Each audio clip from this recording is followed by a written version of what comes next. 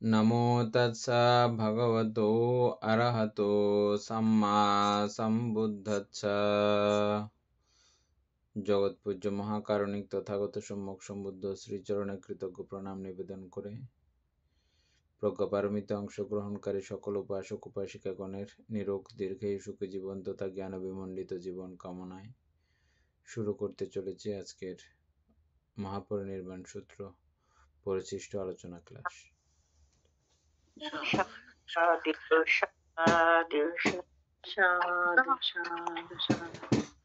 করজোরে বন্দনামন্তে মঙ্গল।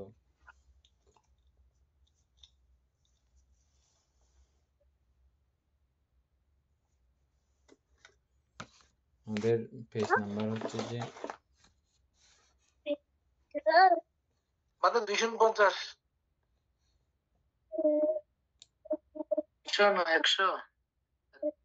100 না 149 বলিয়ে দে।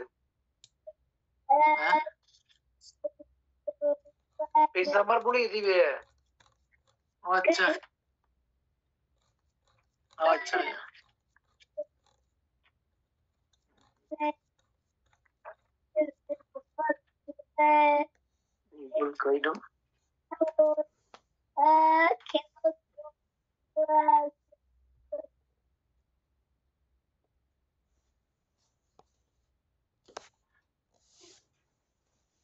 উপাসক আরম্ভ করুন।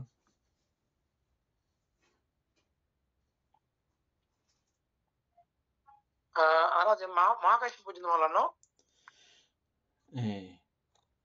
হ্যাঁ মহাকাশ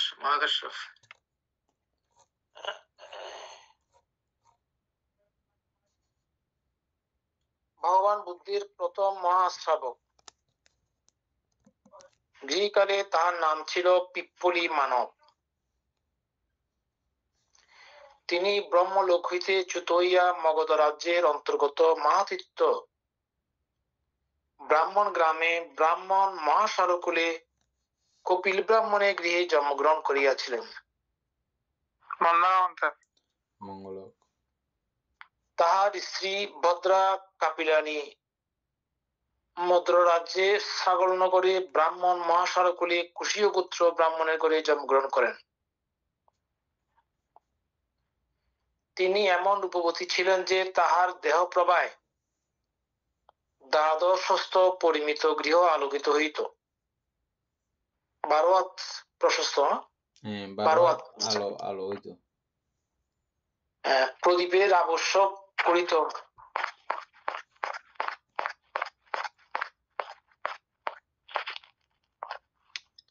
যাহারা ব্রহ্মলোক হইতে মনুষ্যলোকে জন্মগ্রহণ করেন তাহাদের অন্তরে সহজে সাংসারিকের প্রতি আসক্তি উৎপন্ন হয় না। ইহাদের মাতা পিতা ইহাদিগকে বিবাহ বন্ধনে আবদ্ধ করিয়াছিলেন বটে, কিন্তু তাহারা ব্রহ্মচর্য ব্রতই পালন করিয়াছিলেন। কামভাবে কেহ কাহারও অঙ্গ স্পর্শ করেন নাই।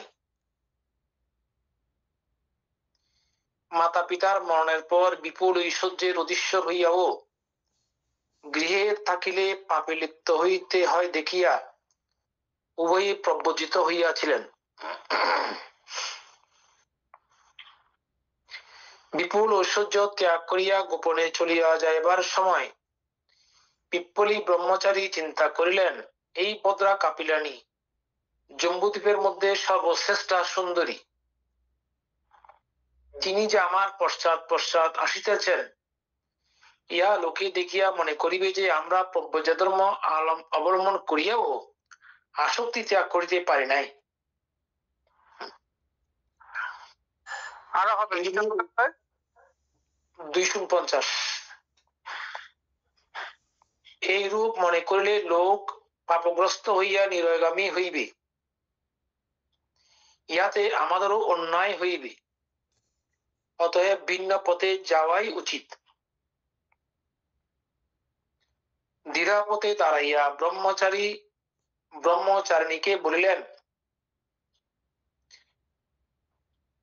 দ্বিধাবোধ বলতে দুই রাস্তার মুখের মধ্যে না মধ্যে। হ্যাঁ ভদ্রে, তোমার ন্যায় স্ত্রী রত্ন আমার পশ্চাৎ পশ্চাৎ গমন করিতে দেখিলে লোকে নানা কুকথা বলিয়া নিরয়গামী হইতে পারে, ইহাতে আমাদের উভয়ের অন্যায় হইবে। এই দুই পথের মধ্যে আপনি একটা গ্রহণ করুন, আমি অন্য পথে যাইব। তৎশ্রবণে ব্রহ্মচারী বললেন, হ্যাঁ আর্য, স্ত্রী জাতি প্রব্রজিতের ভার, স্ত্রী জাতি প্রব্রজিতের ভার, মানে এখানে ভার শব্দ কেন ইউজ করলো ওই বিষয় ওই কারণে ওজন নাকি অন্য কোনো কারণ আছে? ওটাই আচ্ছা আচ্ছা ঠিক আছে। না প্রব্রজিতের ভার বলা হচ্ছে সেই কারণে বলতেছি আর কি। প্রব্রজিতের উনি তো ভার। প্রব্রজিত। হ্যাঁ হুম, উনিও আচ্ছা যাও। প্রব্রজিত হইলেও এক্ষেত্রে তো স্ত্রী জাতি। ওই ক্ষেত্রে ওনার যেটা মন্তব্য যে আসছিল প্রথমে সেটাই। হ্যাঁ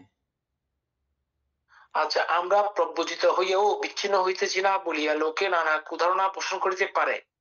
উল্টা বুঝলে আবার হবে না, উভয়ের ইয়ার জন্য প্রব্রজিত ব্রহ্মচারিণীর জন্য আবার ওই পুরুষ এগুলো তখন ভার। আচ্ছা আচ্ছা হ্যাঁ, এক সাইড বললে ইয়া হয়ে যাবে, দুদিকে হ্যাঁ দুদিকে বলতে হবে। হ্যাঁ ঠিক। তিনি ইহা বলিয়া ব্রহ্মচারীকে 3 বার প্রদক্ষিণ করত। চতুর্স্থানে পঞ্চ প্রতিষ্ঠিতে, এইখানে পঞ্চ প্রতিষ্ঠিতে বলতে গেলে ললাট, 2 কনুই, কোটি দেশ, 2 জানো ও 2 পা দিয়া ভূমি স্পর্শ করিয়া প্রণাম। ললাট, 2 কনুই, কোটি দেশ, মানে কোটি দেশ কোনটা? কোটি দেশ বোধহয় এগুলো হবে না, ওটা 2 কনুই। আচ্ছা 2 কোণই কোটি দেশ বলতে একদম মানে ইয়া করি আর কি, এভাবে 2 কোণে একটা টিকা লাগিয়ে মনে হয় এটা কোটি দেশ। আচ্ছা মনে হয় এটা লাগিয়ে ফ্লোরের মধ্যে। কোটি দেশ বলতে কোমর, তারপরে কোমর বলতে কোমর তো সেভাবে লাগানো না, ওইভাবে বসে আমরা যেটা পঞ্চাঙ্গ বন্দনা বলি।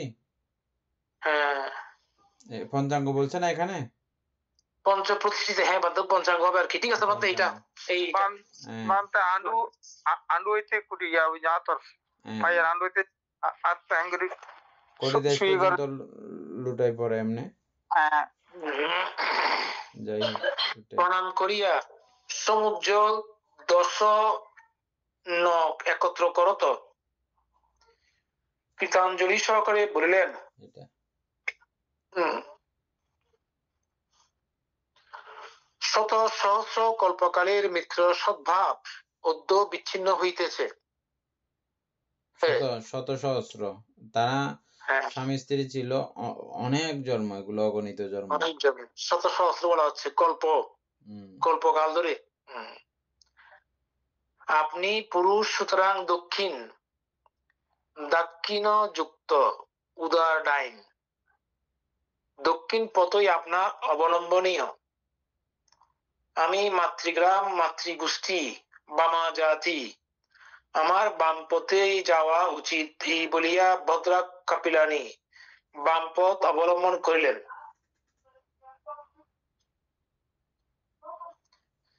তাহাদের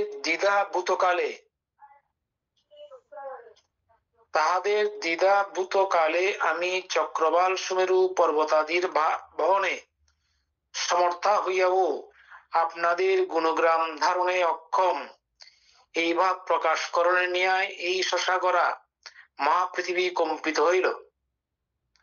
আকাশে অশনিপাতের ন্যায় ভয়ানক শব্দ হইল, চক্রবাল পর্বত উন্নমিত হইল।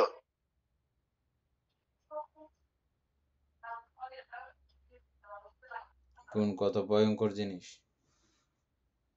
এটা তো সাংঘাতিক। হ্যাঁ বুদ্ধের বিষয় উল্টি আছে, কিন্তু যেমন সারিপুত্র আনন্দমন্ত্রে তো এরকমই হয় নাই। মহাকাশভ্রান্তে এক দৃষ্টিকোণ থেকে আপনার অনেক ক্ষমতা সম্পন্ন, যে এই কারণে কারণ বুদ্ধের পরবর্তীতে শাসনভার পুরা ওনার হাতে। ও আচ্ছা হ্যাঁ, তাইলে উনি বুদ্ধ ঘোষণা করে যায়নি বটে, বুদ্ধ ঘোষণা করে যায়নি বটে, কিন্তু বুদ্ধ অধিষ্ঠান করে গেছেন।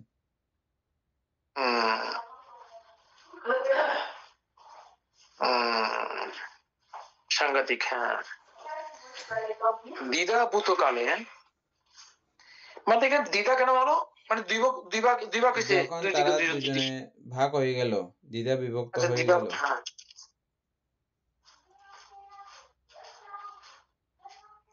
আমি চক্রবাল সুমেরু পর্বতাদির ভার বহনে সমর্থা হইয়াও আপনাদের গুণগ্রাম ধারণে অক্ষম, এই ভাব প্রকাশ করণে নিয়ে এই শশাগরা মহাপৃথিবী কম্পিত হইল, আকাশে অশনিপাতের ন্যায় ভয়ানক শব্দ হইল, চক্রবাল পর্বত উন্নমিত হইল।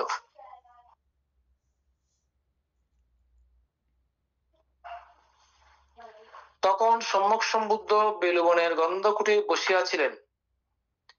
তিনি পর্বত কম্পন ও গর্জন শব্দ শুনিয়া অবগত হইলেন যে পিপ্পলি মানব ও ভদ্রা কাপিলানি অপরিমিত ভোগ সম্পত্তি ত্যাগ করিয়া আমার ওই উদ্দেশ্যে প্রব্রজিত হইয়া আছে। তাহাদের বিয়োগকালে উভয়ের গুণবলে এই ব্যাপার সংঘটিত হইয়া আছে। এখন মত কর্তৃক ইহাদের সংগ্রহ করা কর্তব্য। ইহা স্থির করিয়া তখনই ভগবান পাত্র চিবর লইয়া গন্ধকুটির হইতে বাহির হইলেন এবং কাহাকেও কিছু না বলিয়া একাকী 3 গভূতি ক্রোশ পথ গিয়া রাজগৃহ নালন্দার মধ্যস্থিত বহুপুত্র বটবৃক্ষ মূলে পদ্মাসনে উপবেশন করিলেন। একাকী 3 গভূতি 3 ক্রোশ পথ গিয়া, এখানে বলতে ক্রোশ, এখানে কি এটা, ওইটা কি যোজন বলছো এটা নাকি মাইল জাতীয় কিছু একটা পথের মাপ আর কি, পথের মাপ হবে আর কি। হ্যাঁ ঠিক আছে। তিনি ছদ্মবেশে না পথের মাপগুলো কোনোটাতে এখনো সঠিকভাবে পাইনি, সঠিকভাবে একরকম থাকলে সঠিক বলে মনে করতে পারতাম, 3, 4, 5 রকম থাকাতে কোনোটাকে সঠিক বলে উল্লেখ করতে পারতেছি না। ঠিক কথা। তিনি ছদ্মবেশে না বসিয়া বুদ্ধবেশে অশীতি হস্তব্যাপী সরবর্ণ রশ্মিসমূহ বিসর্জন পূর্বক বসিলেন।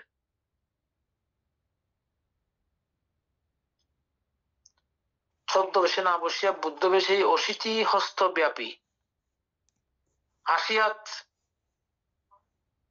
ব্যাপী সরবর্ণ রশ্মিসমূহ বিসর্জন পূর্বক, মানে বিস্তৃত করে 80 হাত না বলতে ওনার ইয়ে না, এমনি দেহ স্বাভাবিক ছিল কিন্তু রশ্মি, বুদ্ধ রশ্মি 80 হাত পর্যন্ত বিস্তৃত করে বসেছিলেন। আচ্ছা আচ্ছা। তখন পর্ণ চত্র সকট চক্র কুটাগারাদি প্রমাণ, পর্ণ ছত্র সকট চক্র কুটাগারাদি প্রমাণ বুদ্ধ রশ্মি সমূহ ইতস্তত বিচ্ছুরিত হইয়া বিদারিত হইতেছিল। মানে কোনো ছোটখাটো না, বড় বড় ওই রথের চাক্কার মতো আকার ধারণ করে করে এটা বিচ্ছুরিত হচ্ছিল। আমরা এখন যেরকম ওই 1 ক্রোশ সমান 1.1 মাইল, তাহলে 3 ক্রোশ 3.3 মাইল। ধন্যবাদ আপনাকে। সহস্র চন্দ্র সহস্র সূর্য উদ্গমন কালে ন্যায় বনান্তরে এক উদ্ভাস উৎপন্ন হইল। সহস্র চন্দ্র সহস্র সূর্য উদ্গমন কালের ন্যায় বনান্তরে এক উদ্ভাস উৎপন্ন হইল। মানে 1000 চাঁদ 1000 সূর্য উঠলে যেরকম আলোক ঝলমল করে, বনটা ওরকম আলোকিত হয়ে গেছে। আচ্ছা, উদ্ভাসিত হইল, আচ্ছা উৎপন্ন হইল, এক উদ্ভাস উৎপন্ন হইল। হ্যাঁ, দাত্রিংশ মহাপুরুষ লক্ষণ স্মৃতিতে দাত্রিংশ মহাপুরুষ লক্ষণ স্মৃতে গগনে সমুজ্জ্বল তারকামালার ন্যায়। এত সুন্দর সুন্দর শব্দ কিভাবে দিচ্ছে বন্ধুদের। সলিলে সুপুষ্পিত কমল কুবলয়ের ন্যায় বনান্তর সমুজ্জ্বল ভাবে বিরোচিত হইতে লাগিল।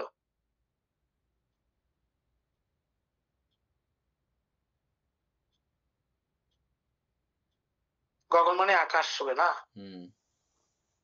মহাপুর লক্ষণ স্মৃতিতে গগনে সমুজ্জ্বল তারকামালা ন্যায়, সলিলে পুকুরে সুপুষ্পিত কমল কুবলয়ের ন্যায় বনান্তর সমুজ্জ্বল ভাবে বিরচিত হইতে লাগিল।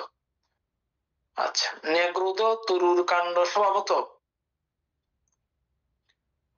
শ্বেতবর্ণ, পত্রসমূহ নীলবর্ণ, পক্ষপত্র রক্তবর্ণ, কিন্তু সেই সময়ে তরুটি সমুজ্জ্বল সুবর্ণবৎ প্রতিমন হইতে লাগিল।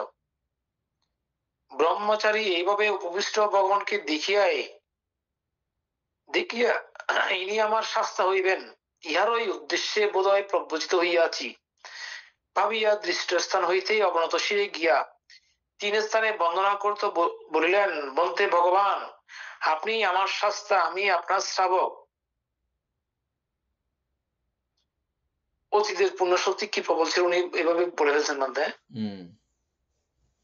না, এরকম দেখে উনি তো কোনো সাধারণ ব্যক্তি না, এত দেখেই বুঝতে পারছেন। হ্যাঁ, সেটা আর কি। এবং সন্ন্যাসীর বস্ত্র, আর সন্ন্যাসী তৎকালীন সময়ের জন্য এটা নতুন বিষয় না, অ্যাভেলেবেল উলঙ্গ সন্ন্যাসী পর্যন্ত ছিল।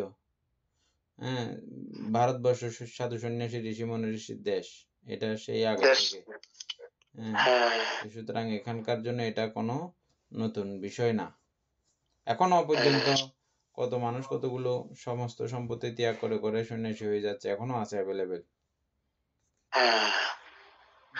এটা ভারতের মানুষের রক্তের সঙ্গে সম্পর্ক এই সন্ন্যাসী। তো যাই হোক, এটা অন্য কোনো জায়গার মধ্যে কিন্তু নাই, অন্য কোনো দেশের মধ্যে দেখা যায় না। হ্যাঁ, এটা ওরকম ওয়েদারগত ব্যাপারও নাই, সন্ন্যাসী যে হবে মানে সন্ন্যাসী ওয়েদারগত ব্যাপারও এখানে নাই।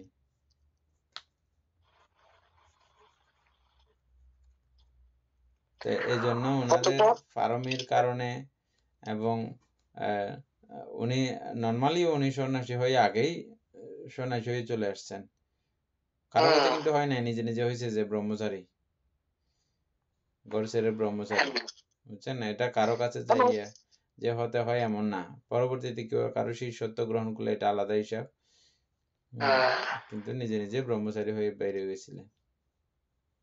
ফার্মি থাকলে এদের কারো সন্ধান সান্নিধ্য লাগে না, নিজে থেকে বের হয়ে যায়। মানে উনি তো ব্রহ্মলোক থেকে আসছেন, ওরা দুজনেই। হ্যাঁ, দুজনেই। অতঃপর ভগবান তাকে বলিলেন, কাশ্যপ তোমার গুণের প্রভাবে সসাগরা মহাপৃথিবী কম্পিত হইয়াছে। পৃথিবী তোমার গুণরাশি ধারণে অসমর্থ হইলেও তথাগতের গুণমহিমা এতই মহৎ যে তোমার কৃত কর্মের প্রভাবে নিপাচ্ছাকারো আমার লোমও নাড়িতে পারে নাই। আচ্ছা, হ্যাঁ, কাশ্যপ উপবেশন করো, তোমাকে আমার দায়াত করিব। দায়াটা কি জানি বলেছে বলতে? উত্তরাধিকারী। আচ্ছা আচ্ছা, হ্যাঁ, ওই তো করছেন তো লাস্ট পর্যন্ত। হ্যাঁ, অবশ্যই করবেন তো। ততপর তাকে ভগবান ত্রিশরণ গ্রহণ দ্বারা উপসম্পদা প্রদান করিলেন এবং তথা হইতে গাত্রোত্থান পূর্বক স্থবিরকে সঙ্গে লইয়া যাত্রা করিলেন। শাস্তার শরীর বিচিত্র দাত্রিংশত মহাপুরুষ লক্ষণে, মহাকাশ্যপের শরীর সপ্তম মহাপুরুষ লক্ষণে প্রতিমণ্ডিত ছিল।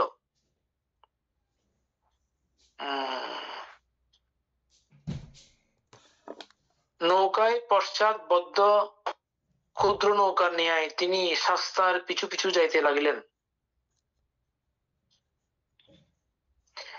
শাস্তা কিয়দ্দূর গিয়া পথ ত্যাগ করত এক বৃক্ষমূলে বসিবার ইঙ্গিত করিলেন। শাস্তা বসিতে ইচ্ছুক জানিয়া মহাকাশ্যপ স্বীয় পটসংজ্ঞাটি চিবর চতুর্গুণ চারিবাস করিয়া বিছাই দিলেন।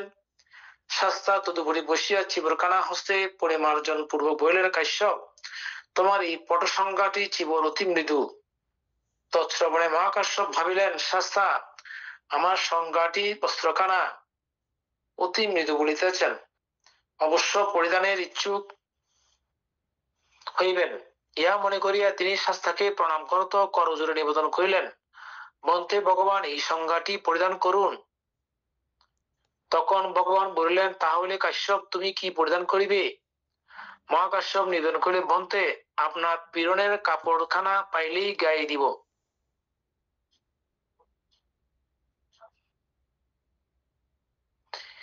কাশ্যপ এই পরিভোগে জীর্ণ পাংশুকুল চিবর ধারণ করিতে সক্ষম হইবে।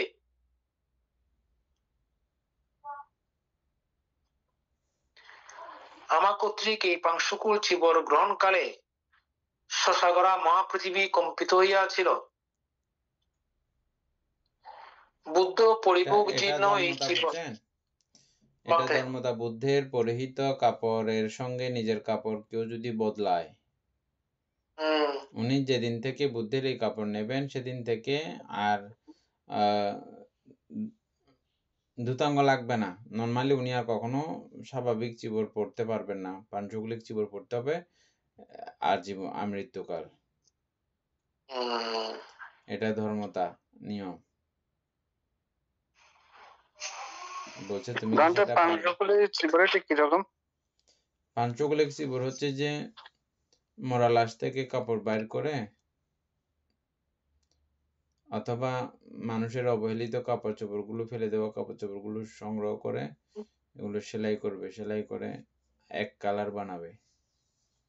এখন তো কতগুলো আছে যে নানান কালারে ইয়ার কিরকম একটা বানিয়ে ফেলে, এরকম হলে হবে না। ওটার মধ্যেও মানে ব্যাপার আছে। সব কালার গুলোকে নিয়ে গাছের খুব গাঢ় কষ, গাঢ়, যেটার দ্বারা লাল কালার সমস্ত কালার যেরকমই থাকুক না কেন, এটার কষের কারণে এটা সব এক কালার হয়ে যাবে। এটা সিদ্ধ করে করে মানে এক কালার বানাইতে হয়। বানানোর পরে তারপরে চিবরের মতো পুরো ইয়া করে তারপরে গায়ে দেয়। অনেক কষ্ট হয়। কষ্টের কিছু নাই। আমরা এখন অনেক দূর পেরিয়ে এসে এখন কষ্ট বলে মনে হচ্ছে, যদিও বা নর্মালি কষ্টের কিছু নাই। সংগ্রহ করে করে রেখে দিতাম, তবে আমরা অবশ্যই এত কষ্ট পাইনি। একটু করে এটা ইয়া করে রাখি, মিউট করে রাখি ভিডিওটা। অর্থাৎ এক কথায় মানুষের ব্যবহারযোগ্য নয়, আর মানুষ ওই কাপড়টা আর ব্যবহারযোগ্য মনে করতেছে না, ফেলে দিয়েছে। ওগুলোকে সংগ্রহ করে একদম মানে কাপড়ের প্রতি একেবারে মমত্বহীন ভাবে অবস্থান করা। আর লাশের কাপড় আনলে আরো স্পেশাল লাভ, সেটা হচ্ছে যে কি গায়ে দেবার সঙ্গে সঙ্গে ওই অনুভূতিটা থাকে। আমি অরণ্য জীবন ত্যাগ করে আসার পরেও আমার কাছে দীর্ঘদিন ছিল পাঞ্চকুলিক কাপড়গুলো, মানে ওই স্মৃতি হিসেবে রেখে দিয়েছিলাম আমি। আচ্ছা, যাই হোক, এগুলো হচ্ছে যে মানে পাঞ্চকুলিক কাপড়।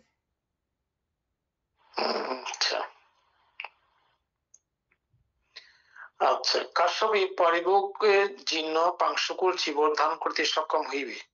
আমার কর্তৃক এই পাংশুকুল চিবর গ্রহণকালে শশাগরা মহাপৃথিবী কম্পিত হইয়াছিল। বুদ্ধ পারিভোগ জীর্ণ এই চিবর অল্প গুণে ধারণ করিতে পারে না।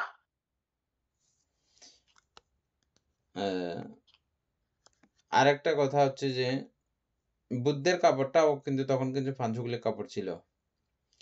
বুদ্ধ সহ ভিক্ষু সংঘ 20 বছর, একটানা 20 বছর, তখন গৃহী প্রদত্ত চিবর ব্যবহার করার কোনো অনুমোদন ছিল না। 20 বছর পর্যন্ত সকলেই, বুদ্ধ সহ সকলেই। কিন্তু এখন এই ক্ষেত্রে কিন্তু মহাকাশ্যপান্তরে এটা কিন্তু পাঞ্চকুলিক না। আচ্ছা, মহাকাশ্যপান্তরে এটা ঋদ্ধিজাত কাপড়। এটা লেখা হয় নাই আর কি এখানে, বুঝছেন? এটা অটোমেটিক আসছে। আগে ব্রহ্মচারী হিসেবে বের হয়েছেন। তখনও এক ধরনের গৌরিক ব্যাপার স্যাপার ছিল ওনার কাছে, কিন্তু যখনই বুদ্ধ এসো ভিক্ষু বলে ডাকলেন, অটোমেটিক ভাবে চুল চলে গেছে। তারপরে অটোমেটিক ভাবে চিবর, অষ্টপরিষ্কার, সাবাইক আদি এগুলো অটোমেটিক উৎপন্ন। ওই চিবরটাই বুদ্ধের সাথে হয়েছে না, বিনিময় হয়েছে। ও আচ্ছা, হ্যাঁ। এবং এটা পরবর্তী ইয়া করার পরের সময়ও, বুদ্ধকে অগ্নিসংযোগ ইয়া করার পরেও ওই কাপড়টা পুরো নাই। না আচ্ছা। পুরানায় কেন, এটারও একটা কাহিনী আছে, আমি এখন মনে নাই আমার। উম,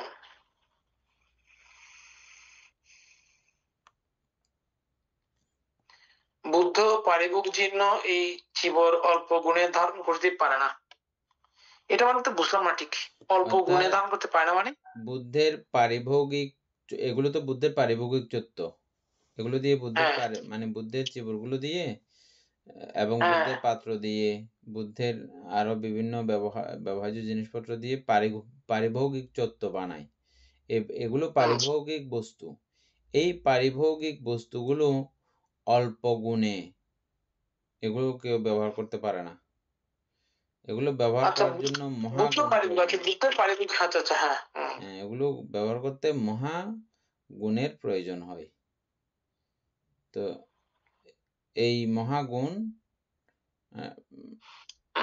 থাকলে তিনিও মানে ব্যবহার করতে পারেন, মানে কি রকম গুণ ওনার ছিলেন উনি ব্যবহার করতে পারতেছেন এটা। ও আচ্ছা আচ্ছা, তাহলে এখানে প্রতিপত্তি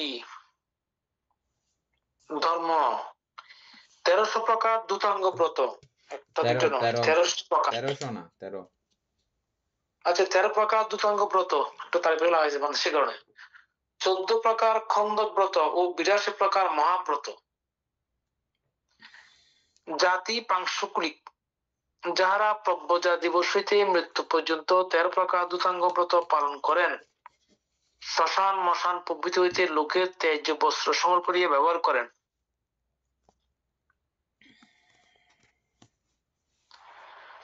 ধর্ম মহোৎসাহে পরিপূরণকারী জাতি পাংশুকুলিক কর্তৃকই ধারণীয়, এই রূপ বলিয়া চিবর বিনিময় করিলেন। মহাকাশ্যপের চিবর ভগবান, ভগবানের চিবর মহাকাশ্যপ প্রদান করিলেন।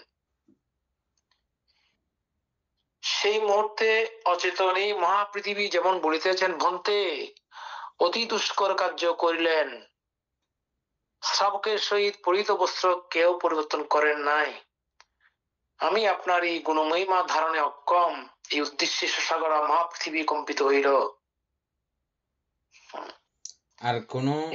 আর কোন তথাগত, আর কোন সম্যক সম্বুদ্ধ এভাবে শ্রাবকের সঙ্গে চিবর পরিবর্তন করে নাই। ও আচ্ছা, এটা কিন্তু এর ভাষ্য না, এই মহাকাশ্য পন্থের। তখন বুদ্ধ আয়ুষ্মান মহাকাশ্য ভগবানের পরিহিত বস্ত্র পাইয়া স্ফীত মন হইলেন না, তখনই তিনি ভগবান নিকট হইতে 13 প্রকার দূতাঙ্গ ব্রত গ্রহণ করিলেন। তিনি 7 দিন মাত্র পৃথকজন ভাবে থাকিয়া অষ্টম দিবসে চতুর্বিধ প্রতিসম্বিদা সহিত অরহত ফল প্রাপ্ত হইলেন। 7 দিনের মধ্যে। মানে দূতাঙ্গ ব্রতগুলো কিভাবে পালন করছেন।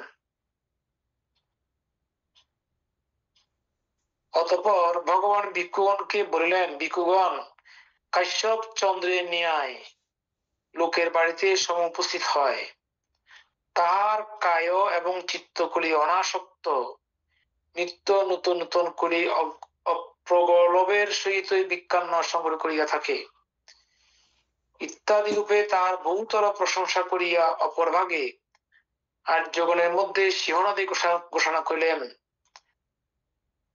এতাজ্ঞাং ভিক্ষাবে মামা সাবাকানাং ভিক্ষূনাং দূতবাদানাং ইয়াদিদাং মহা কাশ্যপোথি। অর্থাৎ ভিক্ষুগণ, আমার দূত বা ভিক্ষু শ্রাবক দিগের মধ্যে এই মহাকাশ্যপই অগ্রতম বলিয়া তিনি তাকে অগ্রস্থান প্রদান করিলেন। দ্রুত বাদ ভিক্ষু মানে খুব দ্রুত কথা বলতে পারেন। আচ্ছা, বাদ মানে বাক্য। আচ্ছা,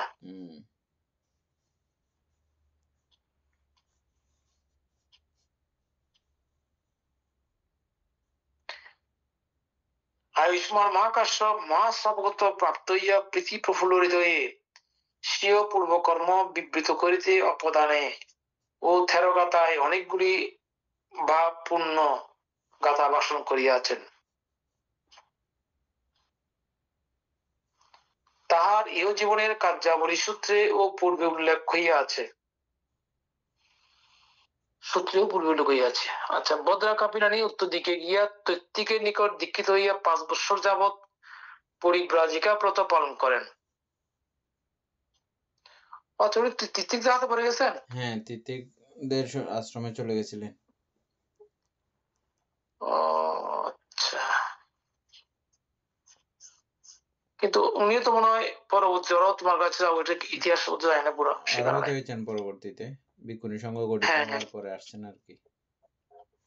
রাজা শুদ্ধোধনের পরিবার প্রাপ্তির পর মহাপ্রজাপতি গৌতমী প্রব্রজিত হইবার জন্য ভগবৎ সম্পে প্রার্থনা করেন, কিন্তু ভগবান নারী জাতিকে সঙ্গে স্থান দিতে ভুল হয়েছে। ওই যে ধূতবাদ লেখছে যে, এটা হচ্ছে দূতাঙ্গ ব্রত। দূতাঙ্গ ব্রত ভিক্ষুদের মধ্যে উনি শ্রেষ্ঠ। ওনার উপর আর কেউ নাই।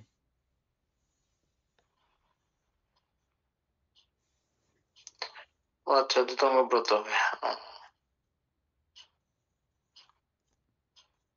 এটাকে শর্টকাট দূতবাদ লিখছে আর কি। হ্যাঁ, বলতে এটাই হবে, কারণ আগে তো উনাকে দূতাঙ্গ শিক্ষা দিচ্ছেন, তো দূতাঙ্গ ব্রত, ঠিক আছে। কারণ কথার মধ্যে মানে বুদ্ধের পরবর্তীতে যিনি স্পিডে তাড়াতাড়ি কথা বলতে পারেন, আনন্দ মানতে। আচ্ছা, এত দ্রুত কথা বলা আনন্দ মানতে ছাড়া আর কারো পক্ষে সম্ভব না।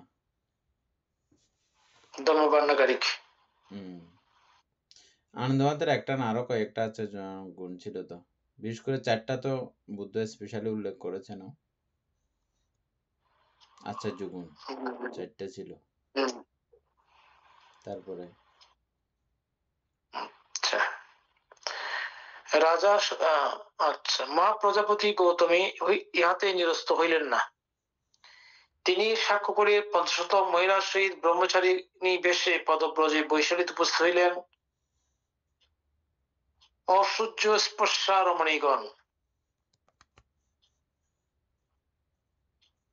যাহারা কখনো গৃহের বাহির হন নাই। ও আচ্ছা, সেই কারণে।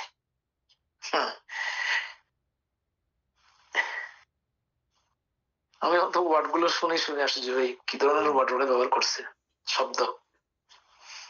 ধর্মের জন্য তাহারা দীর্ঘ 51 জন পদব্রজে গমন করায় তাহাদের পা ফাটিয়ে গেল, কিন্তু তবু তাহারা সংকল্প ত্যাগ করিলেন না। তদর্শনে আয়ুষ্মান আনন্দের হৃদয় গড়িয়ে গেল। তিনি যুক্তির সহিত ভগবানের নিকট সানুনয়ে প্রার্থনা করিলেন। তখন ভগবান ভিক্ষুণীদের জন্য 8টি নিয়ম বিধিবদ্ধ করিয়া আনন্দকে বলিলেন, আনন্দ, মহাপ্রজাপতি গৌতমী যদি এই 8টি নিয়ম প্রতিপালন করিতে প্রতিশ্রুতা হন, তবে তখনই তাহার উপসম্পদা হইবে। আয়ুষ্মান আনন্দ মহাপ্রজাপতির সন্নিধানে আসিয়া যখন ওই 8টি নিয়ম শোনালেন, তখনই তিনি সানন্দে বলে উঠলেন, বলতে আনন্দ, সুচিমান ব্যক্তি যেমন স্নানপূর্বক মহামূল্য রত্ন দাম মস্তকে গ্রহণ করে, মহামূল্য রত্ন দাম মস্তকে গ্রহণ করে, সেইরূপ আমরাও ভগবান কর্তৃক বিধিবদ্ধ এই 8টি নিয়ম নারী জাতির পক্ষে যত কঠোর হোক না কেন মস্তকে ধারণ করিতেছি। এই উপাসক সুপ্রিয় বাবু, দেখেন তো একটু করে 14 প্রকার খন্দক ব্রত আর 82 প্রকার মহাব্রত এগুলো বের করে ফেলেন। আমি ভুলে গেছি। এইরূপ বলা মাত্রই তাহাদের প্রত্যেকের নিকট বুদ্ধিময় পাত্র উৎপন্ন হইয়া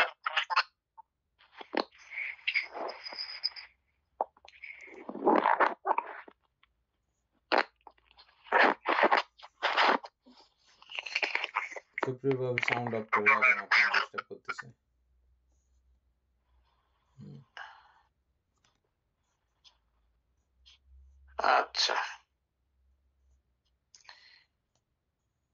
এরূপ বলা মাত্রে তাহাদের প্রত্যেকের নিকট বৃদ্ধিময় পাত্র চির উৎপন্ন হইয়া তাহারা 100 বৎসর বয়স্কা ভিক্ষুণিয়া হয়ে গেলেন। ওনাদের অতীতের পারমী সংবাদ কিরকম ছিল? হ্যাঁ, নিয়ম মানবে বলছেন এতটুকু মধ্যে শেষ। আচ্ছা, কিছুদিন পরে বদ্রা কপিলানি ও মা প্রজাপতি গৌতমীর নিকট আসিয়া দীক্ষিতা হন এবং ভগবানের উপদেশে সরাবিজ্ঞা সম্পন্ন অরহৎ ফলপ্রাপ্ত হন। অপদানে এবং তেলিগাতায় তাহার ভাষিত অনেকগুলি গাথা রহিয়াছে। লক্ষকল্প পূর্ব হইতে মহাশ্রাবকত্ব লাভের জন্য আয়ুষ্মান মহাকাশ্যপ বদ্রা কাপিলানির সহিত প্রণিধান সহকারে পূর্ণ করিয়া আসিয়াছেন।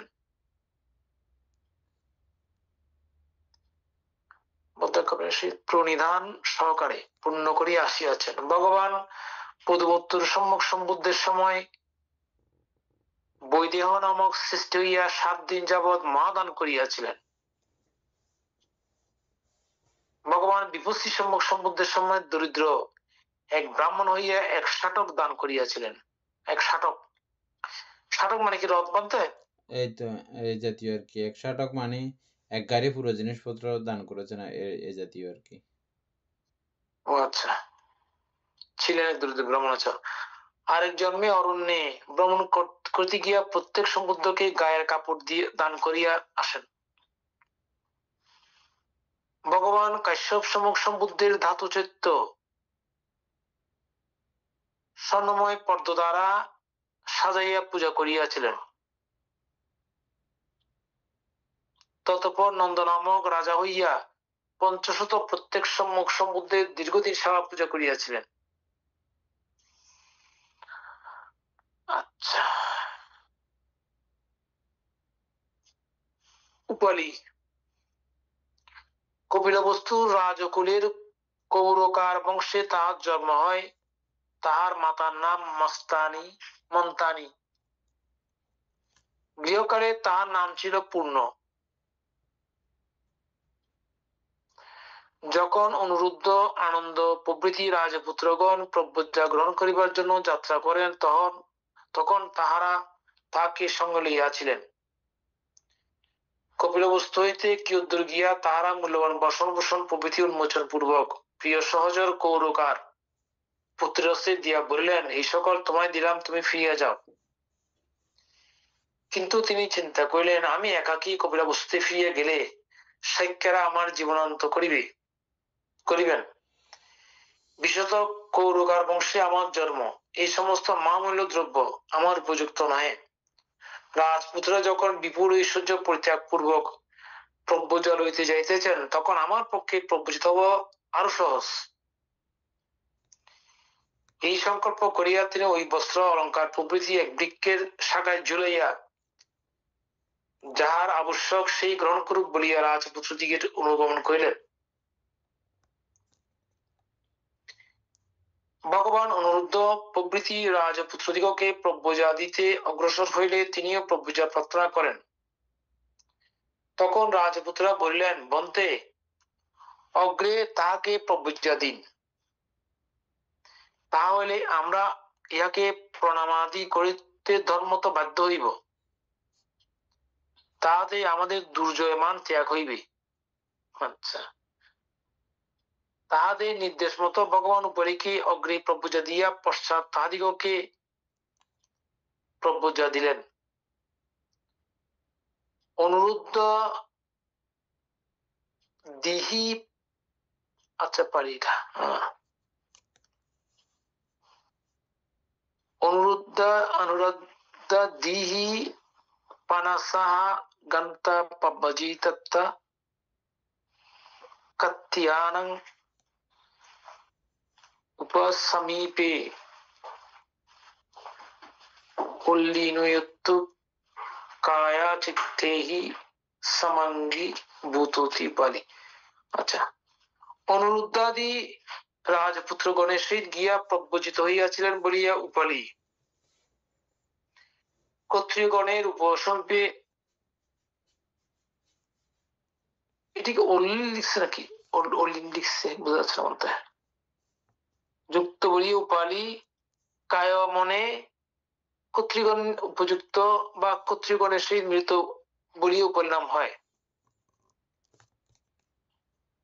ও আচ্ছা, কি বলেছে, অনুরুদ্ধাদি রাজপুত্রগণের শীত গিয়া প্রভুজি হইয়াছে বলি বলে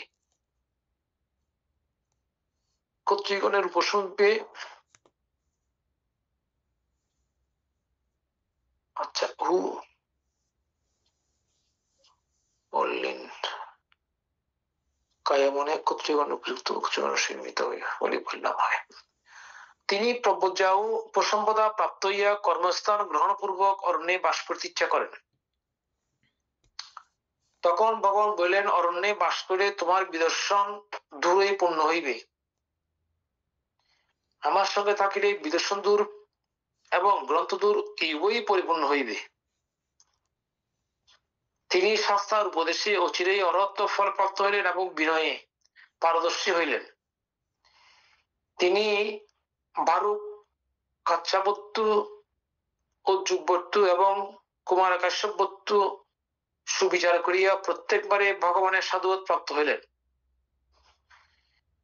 পরে ভগবান আর্যগণ মধ্যে সিংহনাদে ঘোষণা করেন যে বিনয়ধর শ্রাবক দিগের মধ্যে উপালি অগ্রতম।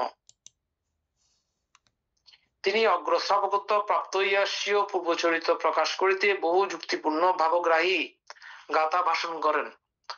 অবদান গ্রন্থ পাঠে জানা যায়, ইনিও পূর্ববর্তী বুদ্ধদের সময়ে মহাপুণ্য সঞ্চয় করিয়া এখন হইতে লক্ষকল্পকাল পূর্বে ভগবান পদমূত্ত সম্মুখ সম্বুদ্ধের সাক্ষাৎকার লাভ করেন।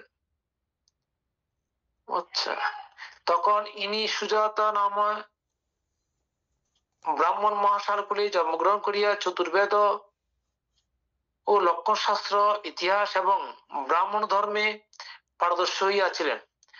একদা তিনি ভগবানের ধর্মসভায় গিয়ে দেখেন যে ভগবান জনৈক ভিক্ষুকে বিনয়ধর ভিক্ষুদিগের মধ্যে অগ্রতম বলিয়া নির্দেশ দিতেছেন। তখন ইনিও ভবিষ্যতে সেই রূপ ভিক্ষু হওয়ার মানুষে বহু শত সহস্র টাকা ব্যয়ে শোভন নামে সংজ্ঞারাম নির্মাণ করাইয়া চতুর্পত্যের সহিত বুদ্ধ প্রমুখ ভিক্ষু সংঘকে দান করেন। তৎপ্রভাবে তিনি 30 কল্প পর্যন্ত দেব ঐশ্বর্য সম্ভোগ করেন।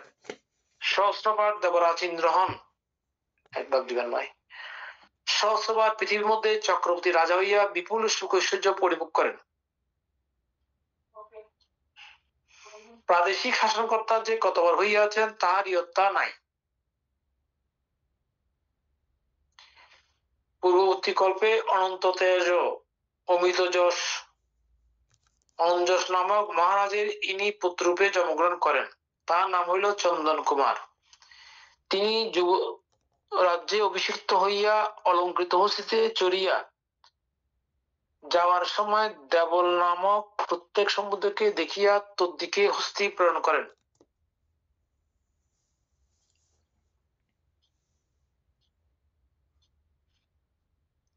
প্রত্যেক সম্বুদ্ধের মহিমা প্রভাবে হস্তি সেদিকে না যাওয়ায় যুবরাজ হস্তিকে প্রহার করেন এবং বুদ্ধের উপর ভয়ানক কুপিত হন।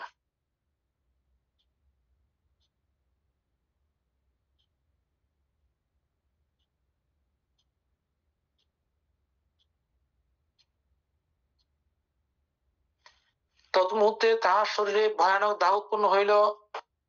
শশাগরা মহাপৃথিবী প্রজ্বলিত অগ্নিকুণ্ডের ন্যায় বোধ হইতে লাগিল।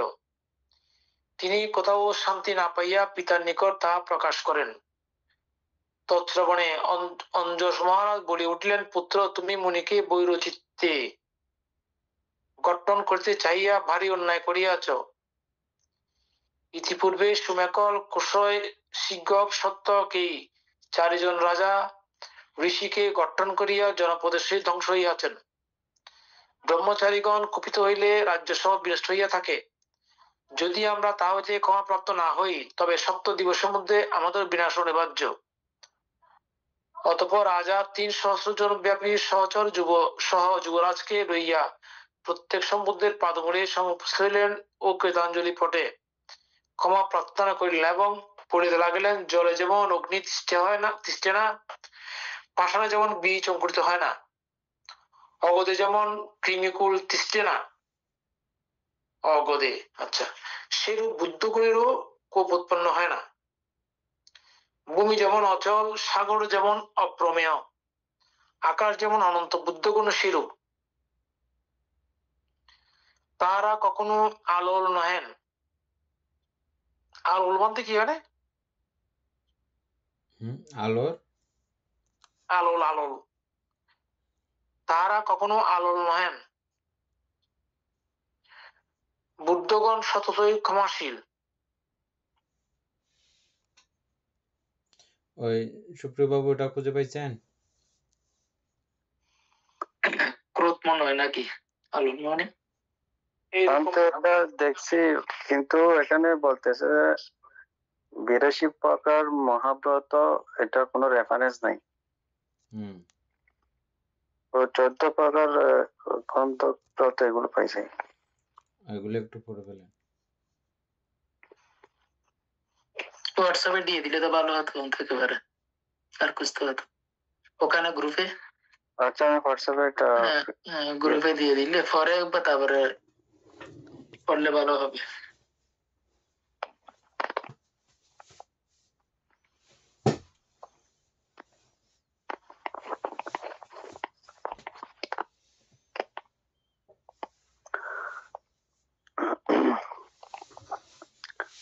মানতে এখানে 14 প্রকার খণ্ডব্রত, 14 প্রকার খণ্ডব্রত, এটারে 5 ভাগে ভাগ করছে।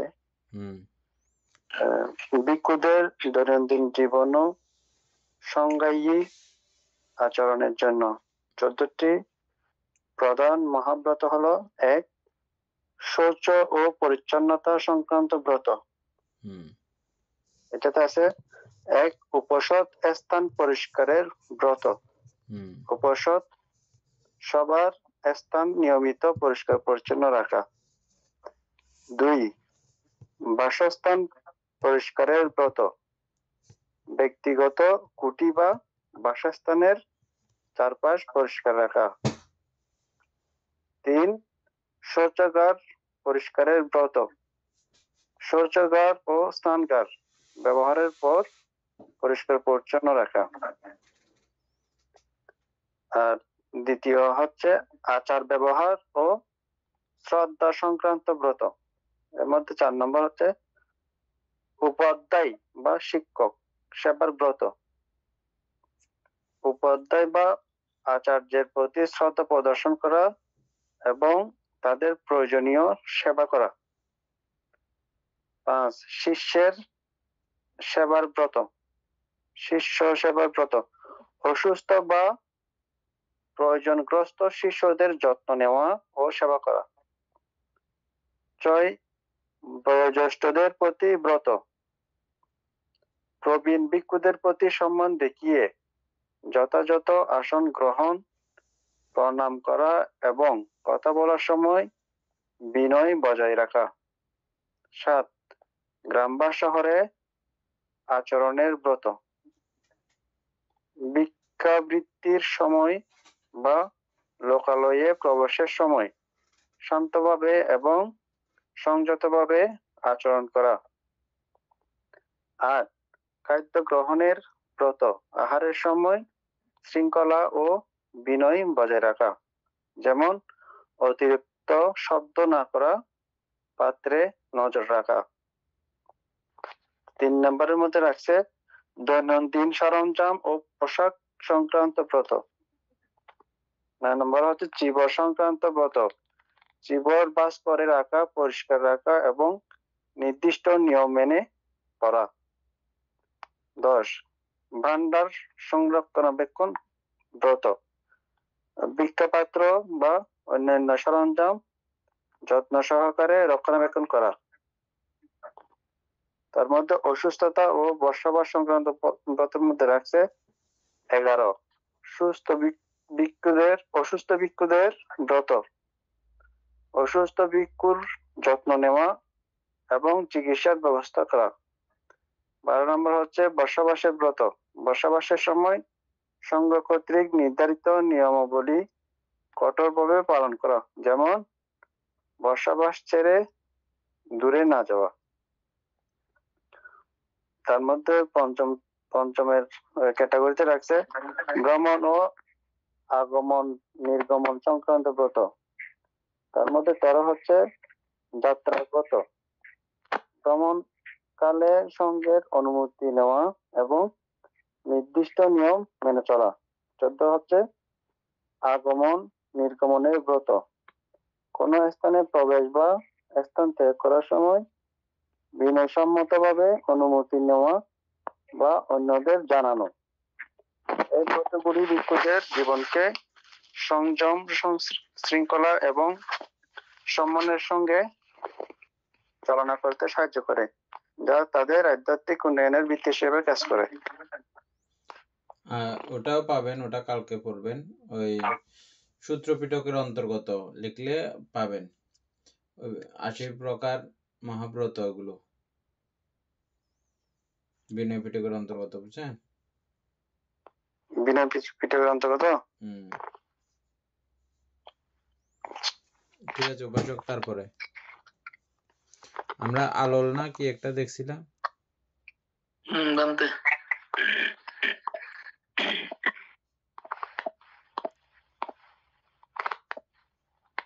তাহারা কখনো আলোল হয় না, এটা আর কি বানতে।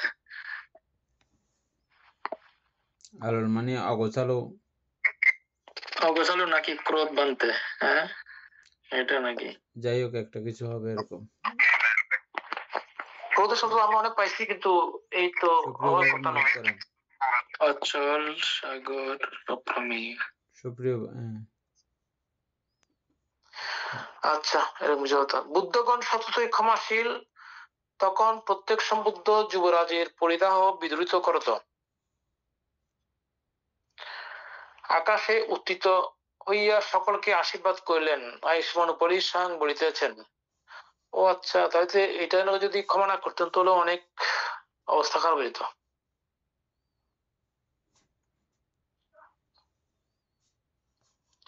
হে মহাবীর, সেই কর্মের দ্বারা আমাকে হীনকলি জন্মগ্রহণ করতে হইয়াছে। আপনার কৃপায় তাহা ত্যাগ করত নির্বাণ পুরী প্রবেশ করিয়াছি। তখন স্বয়ংভূ হইতে ক্ষমা ভিক্ষা করিয়া আমার হৃদয়ের দাহ বিদ্রুত হইয়াছিল। আজ আপনার কৃপায় রোগ দেশ মহাগ্নির সন্তাপ সম্পূর্ণরূপে তিরোহিত হইয়াছে। যাহাদের শ্রবণ শক্তি আছে তাহারা আমার বাক্য শ্রবণ করুন। আমি যাহা প্রত্যক্ষ করিয়াছি তাহাই বলিতেছি। আচ্ছা, সমাহিত শান্তচিত্ত শম্ভুকে অবজ্ঞা করিয়া অদ্য আমাকে নিজ জনিতে জন্মগ্রহণ করিতে হইয়াছে। সুলক্ষণ কেহ হেলায় হারাইবেন না। সুসময় বৃথা ক্ষেপণ করিলে পশ্চাৎ অনুতাপ করিতে হয়। সকলে সদর্থে অনুপ্রাণিত হইয়া সময়ের সৎ ব্যবহার করুন। সদর্থে শ্রী বুদ্ধের উৎপত্তিতে সংসার দুঃখ কেহ বমন করেন, কেহ বিরোচন অর্থাৎ বিষ্ঠার ন্যায় ত্যাগ করেন, আবার কেহ হলাহলবৎ তাহা উৎপাদন করেন।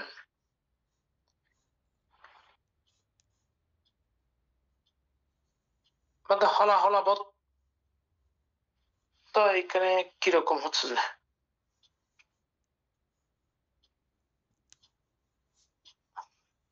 নাকি পরে আলোচনা করবো, সময় শেষ।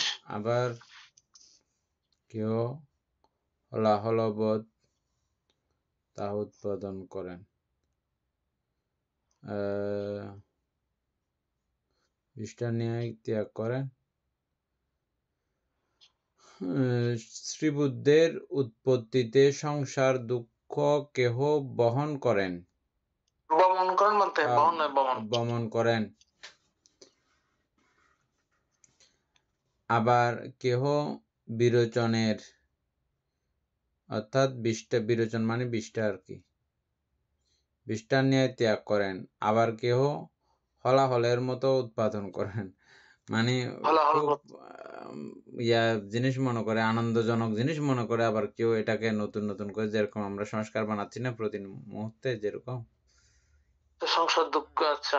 হ্যাঁ, হাসি, এটা খুব আনন্দ চিত্তে ও ইয়া আরো কি হাসি, একটু এটা আছে একটা না? হাই উল্লাস আর কি। মানে বুদ্ধ আসলেও তাদের কি আইলো গেল, ওরা তাদের মতো করে এটা তাদের মতো করে তারা চলছেই। আচ্ছা, বিনোদন ছিল। আচ্ছা, হ্যাঁ। মার্গলাভীদের সংসার ক্লেশ বমিত, ফল লাভীদের বিরেচিত। ফল লাভ করিয়া অবস্থিতদের নির্বাণই ঔষধ। যারা মনুষ্যোত্তর মার্গলাভীদের সংসার ক্লেশ বমিত, এরা বমি করে ফেলে দিয়েছে। তারপরে ফললাভীদের বিরচিত, একদম পায়খানা বিষ্ঠার মতো করে ফেলে দিয়েছে, একদম শেষ। তারপরে ফল লাভ করিয়া উপস্থিতদের নির্বাণই ঔষধ। আজকে দূরে থাক, ঠিক আছে। বলতে দাড়ি পর্যন্ত পরে ফেললে ভালো হতো না, করে নাকি? না, কাজ যাবে, সমস্যা নেই, এটা বুঝতে হবে তো কালকে। সধর্ম প্রাণ প্রিয় উপাসক উপাসিকা বৃন্দ, এতক্ষণ যাবৎ আমরা মহাপরিনির্বাণ সূত্রের পরিচেষ্ট করছি। এতে আমাদের প্রমেয় পুণ্য সাধিত হয়েছে। পুণ্যরাশি অনন্ত চক্র সত্যগণকে দান করছি, গুরুহান্তি দিওকে দান করছি, মাতা পিতাগণকে দান করছি, এবং এই পুণ্যের কাছে আমরাও প্রত্যেকে প্রার্থনা করব নির্বাণ লাভ অবধি অসৎ ব্যক্তি মূর্খ ব্যক্তি পাপমিত্রের সংসর্গ লাভ না করে সদা সর্বদা জ্ঞানদর্শী কল্যাণ মিত্রের সান্নিধ্য সংসর্গ লাভ করতে সক্ষম হয়। এরূপ সাধু কামনা পোষণ করে আজকের মতো ক্লাস এখানে সমাপ্ত করছি।